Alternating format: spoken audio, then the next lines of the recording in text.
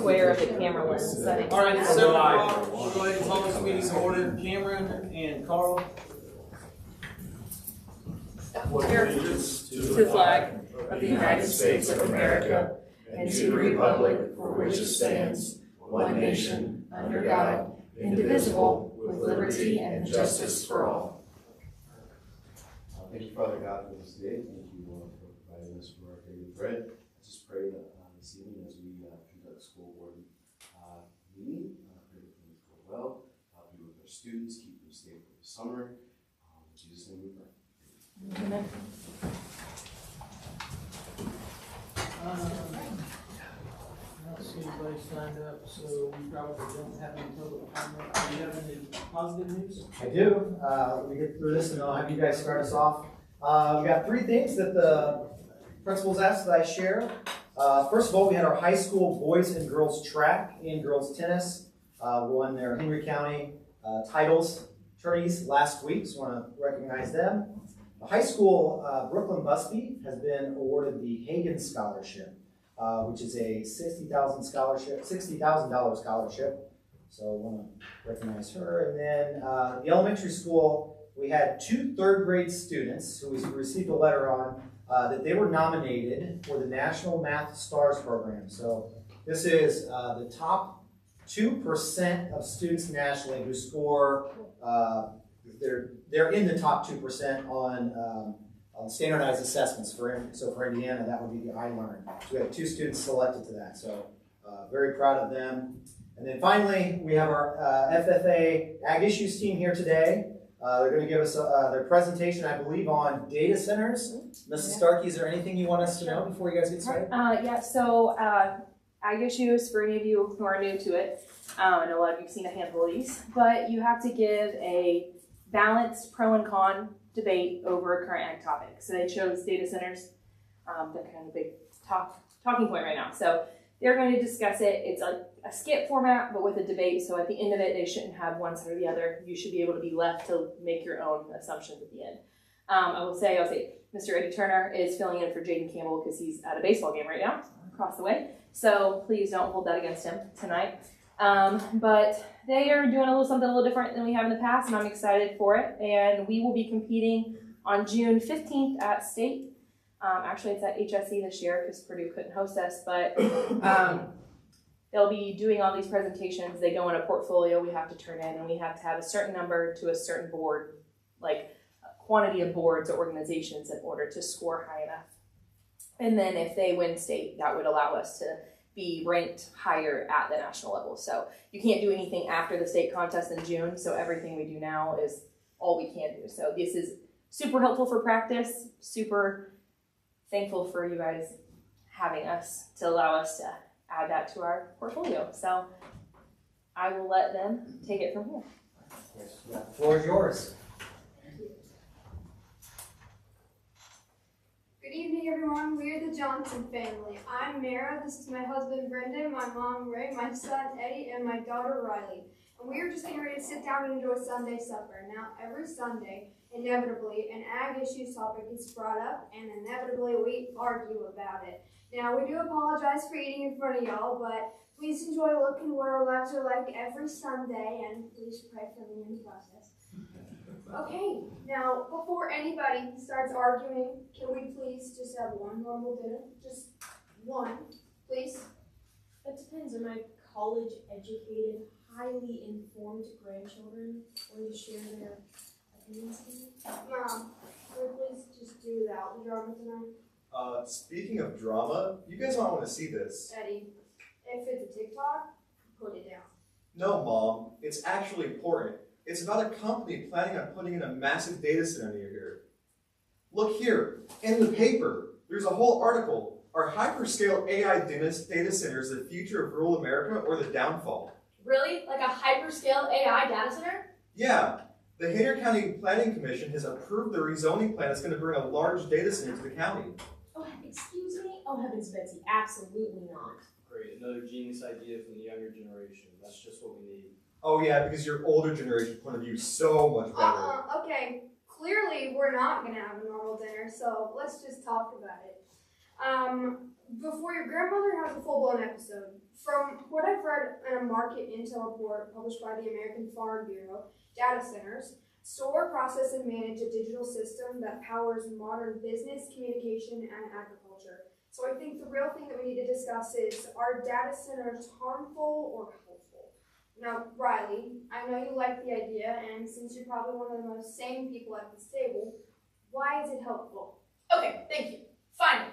Now, look, data centers are actually very beneficial for farmers. They use satellite for tracking crops, health from the space, soil sensors that tell you exactly what your field needs, drones that scan for diseases before you can even see them, and all of that feeds into AI.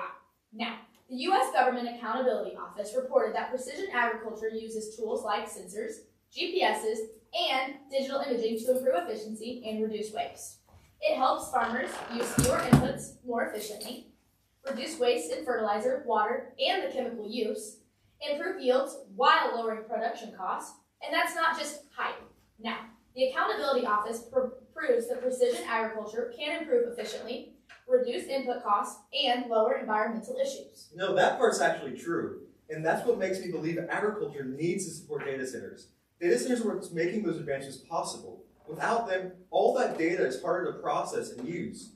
As much as I hate to give them credit, Purdue University's Center for Commercial Agriculture helps farmers make those improvements in efficiency, reduce costs, and make better management decisions. God, Eddie, no wonder you went to IU. Seriously, let's talk about what you guys are doing. What are those data centers actually going to cost the community? Because none of that comes for free. Data centers require significant amounts of electricity and water to operate and cool their systems, and that research came from the Environmental and Energy Study Institute. How is our local water plant and power grid supposed to handle that kind of strain? Quit being grumpy. We're trying to have a normal conversation tonight, okay? I'm sorry, but all I'm saying is hyperscale data centers often require hundreds of megawatts of power and place serious pressure on local infrastructure. The Jones Lang organization released a whole study about it. Large hyperscale data centers can use millions of gallons per water day for a day of cooling. They require enormous amounts of power at one time that can increase costs for local residents. And developers keep targeting prime farmland. That is actually a fair concern. Exactly. Listen, I'm not against technology or whatever it's called. I already use GPS on my equipment, I track weather patterns, and I've adapted to field mapping and computer records. But at hyperscale data centers, the USDA Economic Research Service proved that once farmland is converted to industrial use, it is rarely returned to agriculture. And I have to agree, American agriculture has spent generations improving efficiency and yields. And we did it without a— That's not even really a fair study of excuse me, that. little whippersnapper, I'm not done. What about jobs? That's something your generation couldn't understand. Mom, pump the hate brakes. He's your grandson, and we're trying to have a normal conversation tonight. Remember? Machines don't need breaks, paychecks, or family support. That's my problem. This doesn't feel like progress. It feels like we're getting pushed out. Now, I get that, I really do. But I've actually used this stuff. For example, last year, I used an irrigation app that saved me thousands of dollars. Thousands. Less water, less nitrogen, same yield. That's not theory, that's real. Now imagine that, but better, faster, and smarter.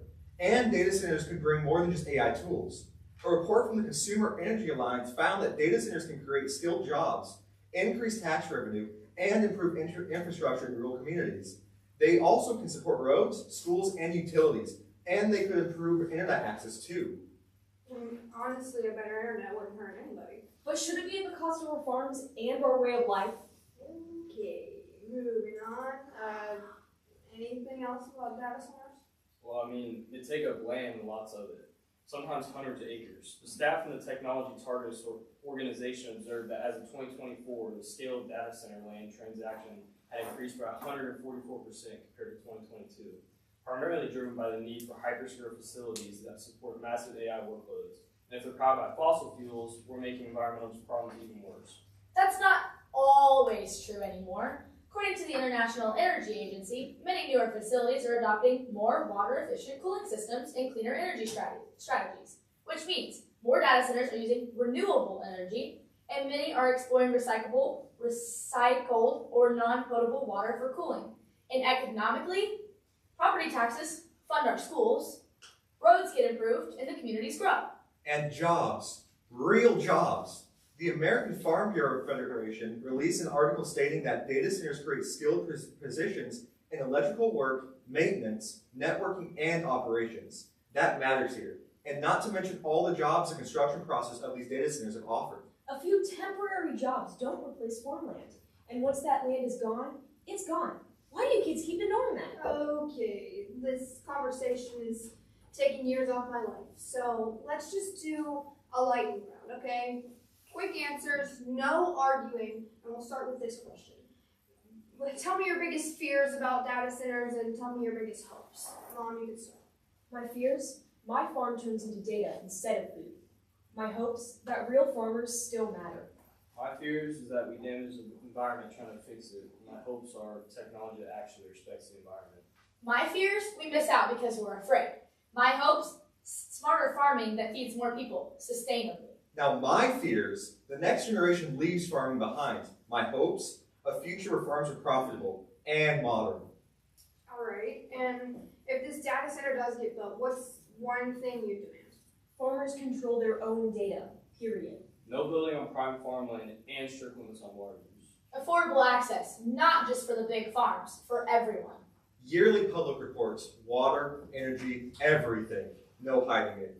Okay, we'll do one more question and then we're gonna be done, okay? Done. AI data centers, are they helpful or harmful? Helpful, no question about it.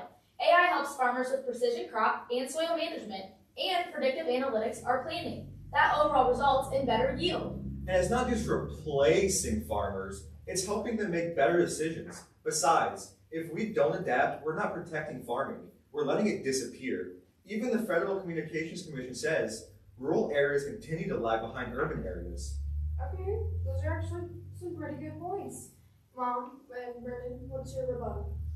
Harmful, completely. Technology fails, systems glitch, signals drop, and when it does, farmers lose money, not tech companies. And not to mention the environmental damage. With the amount of water and energy those centers take up, the damage to our local aquifers and electric bills would be enormous. And don't forget, autonomous equipment reduces so many employment opportunities. That doesn't just affect farms, it affects entire rural economies and communities. I think it's people and relationships that have made farming what it is today, not fancy machinery that basically promotes laziness, like my lazy son. Okay, all right, that's enough. So, good points, everybody, and for the most part, they were pretty well stated. So essentially, data centers could be very beneficial for agriculture, or they could be very environmentally harmful. All right, great. Now that we got that out of our systems, can we try and enjoy the dinner now, okay? If that thing touches my farm, I'm gonna end up in jail. I couldn't agree more. Oh, trust me, you would both end up in a loony bin before you would end up in jail. Hey, guys! Enough. We don't have time to solve this tonight, and definitely not at this dysfunctional dinner table. But just to end this argument, so we can make it to dessert, I will say this. We've heard a lot tonight, and honestly, both sides make valid points. On one hand, AI and data centers could help farms become more efficient, profitable, and better prepared for the future. And on the other hand, those benefits don't come without concern. For example, the strain it would have on local aquifers and energy plants. So maybe this isn't really about choosing one side or the other. Maybe this is about figuring out how to move forward without losing what matters most. Our land, our independence, and our community. Because once farming is gone, we don't get a second chance at getting it back. Now, with that being said, can we please get back to dinner? Please. Let's hope the dessert is actually good, because that dinner was questionable. If you keep talking to me like that, I'm going to be the one ending up in jail. Thank you guys so much for listening.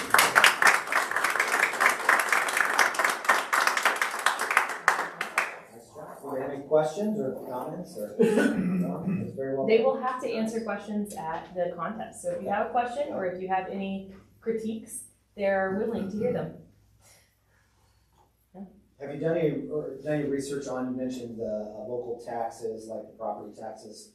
I've heard a lot of these data centers that the companies that are building them are getting tax breaks, so then the local communities aren't benefiting from those property taxes. Have you guys been able to find anything out about those, or have you done any research on that? It's different in every area because obviously every data center is different size and each land that is thrown is different size. I do know for Indiana specifically, they choose our land because it's cheaper. Sure. We have more of it that's just available, and like we said in our speech, it does go on a lot of prime farmland. So it does come from a losing money in multiple standpoints, not just necessarily a tax standpoint. And what about, like you mentioned, people that you might employ, once it's built, is there much opportunity for employment long-term? Maybe maintenance-wise, but like people that actually are working in that data center, are there any people working? Once the data center is built, we kind of do, the people who built it kind of do need IT guys and people that are going to be working in the data center, but it kind of depends on how, like what she said, the size of the data center, and just where it is at, but there's employment opportunities for it. You mentioned the water usage and the water table, aquifers, et cetera. My understanding is the water gets pumped back down, right? It's used and it's cooled to pump back down. Is that accurate or inaccurate? And if that is accurate, then what is the concern of utilizing water just for cooling? So it is accurate. It does go back and it is reused, which is where some people are like, I don't see an issue with this. But it's a problem because places like Knightstown putting this in, they already have an issue with water shortage. And so that's why it's kind of negative for them because they already have that issue, and then it costs so much water in general just to get it started that they're worried it's going to take away from the rest of the community. Go ahead, sorry. Will they build ponds to help with that water issue around the data center? I've seen a couple. There's a lot of different ways that they speculate or they're getting creative to try and figure out the water issue. And at this point, I think it's just so, data centers are so recent and the technology is so new that they haven't figured out a more sustainable way to figure it out. I know some of them are talking about in the future putting them into space, so we don't have to worry about it at all. But like I said, data center technology is in its infancy, so we're still developing that. Have you heard of any data centers looking into nuclear package units for their energy? I've heard about it. I don't really know much about that nuclear type power, but I've heard about people talking about it. So with talking about energy, have you guys done any research or found anything out on how it could impact local utility bills? So it can just make the local utility bills just higher in general because of how much it's using. Sure. I think it was 3 to 4% higher. That was like the one I did know, yeah. Nice. Well done. You guys did a nice job. Enjoy your dessert. So I finished your letter that you need. Yep. I will email that to you when I walk out of here. Thank you. And this And we will, goes, this you guys gets published obviously after the continue meeting, right? packing up. This Yes. gets published after the meeting, like, Thank you. Yes, thank you. they've been Yeah, having good luck. themselves, so this is the best way for me to. We had 2 viewers live. Yes, Most well, of I the just time we're up need to 5 to minutes. read the minutes. I have I'll SSC take a motion Raiders for approval. on YouTube. Make a motion to approve. Cameron, second. Carl, how do you vote? Yes. Justin? Yes. Cameron? Yes. Christopher? Yes. And I vote yes. Whoever gets, thank you. Got all messed up with Justin. And we'll turn the business portion over to you. Thank you. Amanda's here. We have our customary financial statements in this month's packet. If you have questions, she is happy to address those and answer them. No action is required, but I can put those up there and you have them as well. Got our snapshot, the cash flow analysis, and investment report. So if anybody has any questions, we're happy to answer those this time. If not, we can move on. Good. Okay. We have a bus driver leave recommendation. If you guys remember, I think it was back in October, we passed a resolution so that we could reward those that didn't use all their leave days. Since that time, we've realized that we need to clarify a little bit because over the years, some people had more days, some people had less. So we just wanted to clarify so that the drivers know what we can give them, what we can reimburse them for and what we can't. So we just clarified the number of days per year that they have, and then if they carry them up to a certain number of days, so we've clarified that they have the option of cashing out up to 4 days. They could choose to carry those days over, up to 20, or they could use a combination. So if they chose to say, hey, I want to cash in 2 of these days, but keep 2, they can do that. So we just wanted to make sure we were clear so that there wasn't any misunderstanding on those, so that they knew what the policy or what the protocol was. So I would ask that you approve that, and we will get those communicated to them if passed. You guys have heard the recommendation. Do we have a motion? I'll motion. Carl moves. I'll second. Justin seconds. I do have one question. So at the end of their employment, because they retire or leave, what happens if they have accrued 20 days? Can they sell them? Not all. They could do up to 4 days. Would be Okay. Yeah. So it's 4 per year maximum. Correct. Does anybody else have any questions?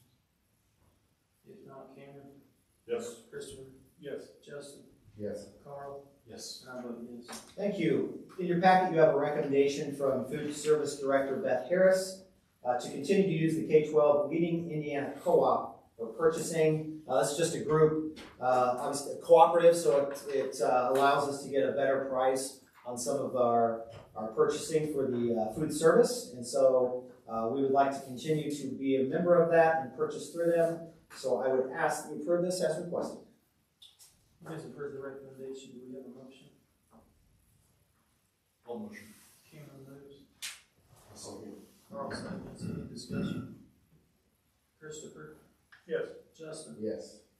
Carl, Yes. Cameron, Yes. and I vote yes. Thank you.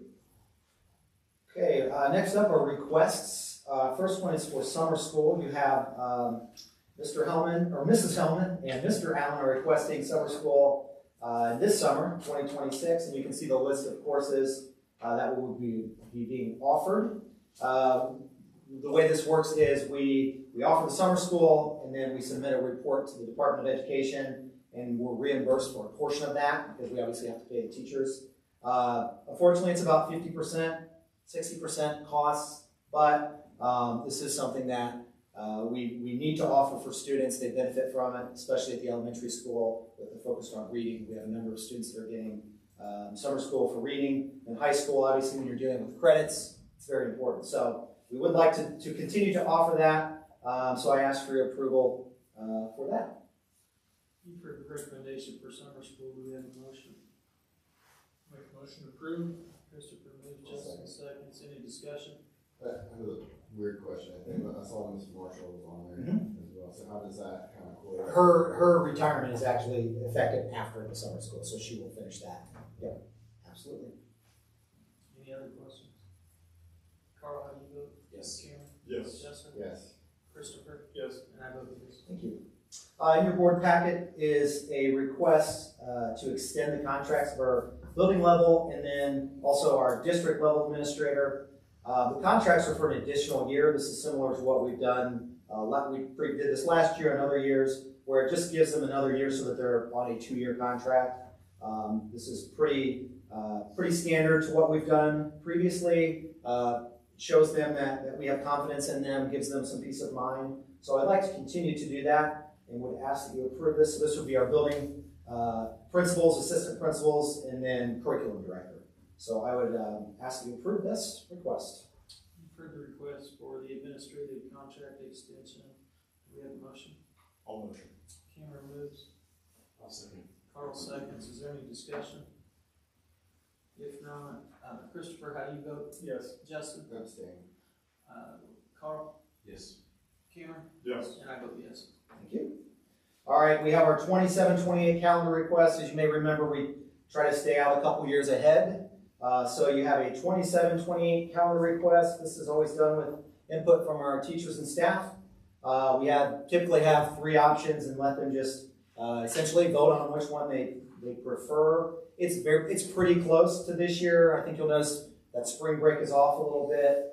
So it's actually, I think I wrote wrong. It's actually if you look at the 26-27 calendar, it mirrors that almost exactly, and fairly close to this year, like I said, with spring break off by a little bit. But for the most part, it's nothing drastically different. And so we start around the same time and around the same time. So happy to answer any questions. Otherwise, I would ask you to approve this for 27-28. It seems crazy. You've heard the 27-28 calendar request. Do we have a motion? All motion. Cameron moves. Second. Carl seconds. Is there any discussion? Christopher, how do you vote? Yes. Justin? Yes. Carl? Yes. Cameron? Yes. And I vote yes. Thank you. Finally, for requests, we have the impending retirement of Beth Harris, our current food service director.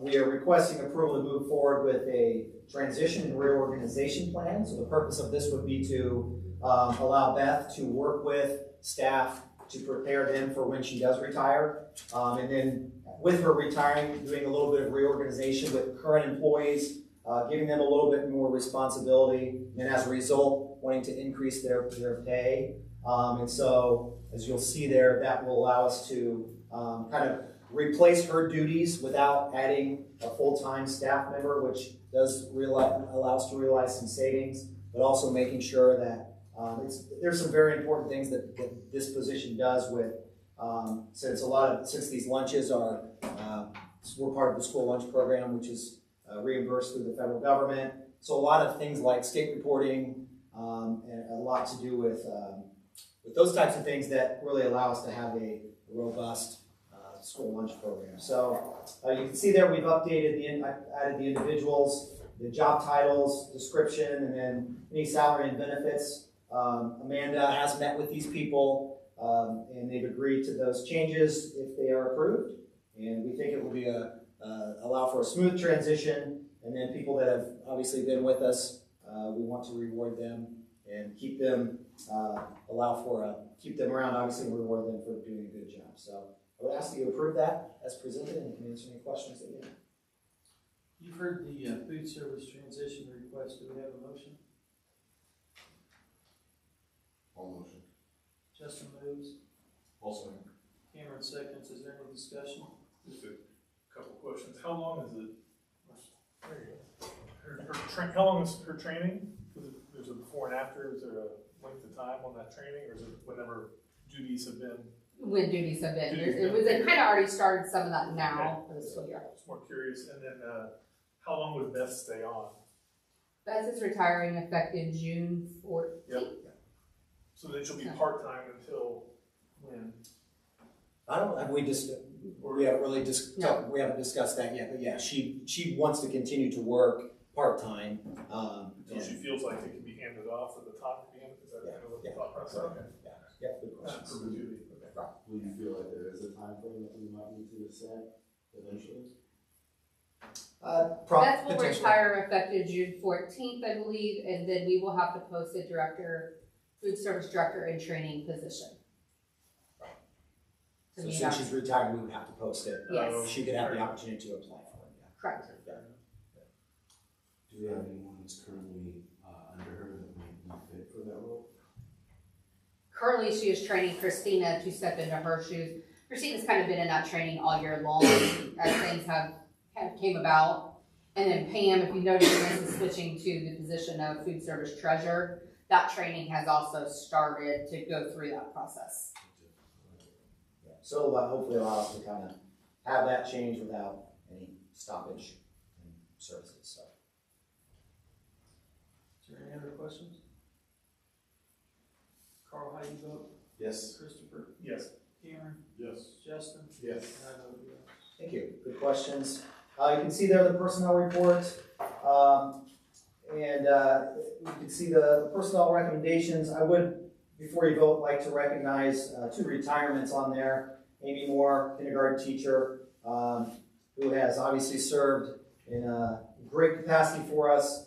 I found out prior, she's been at Shenandoah. She actually was a Newcastle employee for a couple of years here while on campus, and then officially became a Shenandoah employee. And she's struggled with this decision, but has decided that it's time, so we want to definitely thank Mrs. Moore for all she's done, the many students she's worked with, and then Beth Harris, seems like she just started, but she's actually been here for a decent amount of time, has come in and really helped us a lot with food services. As I mentioned, there's just a lot of kind of red tape and things to deal with, and it's an area that you probably don't realize until something goes wrong, and it's one of those things where it's like, we haven't had any major issues, and that's a lot of that has to do with Beth and her background. So I want to recognize both of those two wonderful employees, and so I would like to recommend that you approve that as presented.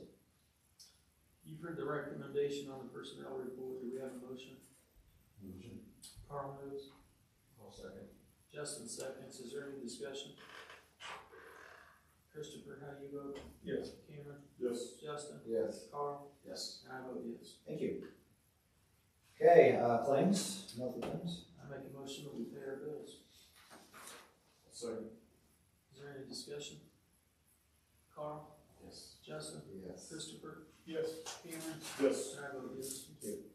I believe there are some documents to sign, so if you could get those signed before you leave. Just one announcement, graduation is Friday, May 22nd, 7:30, and that's really close. Are you gonna be there? Will you be presenting the diploma? That's up to my son. Okay. All right, that's all I got. You doing with yours?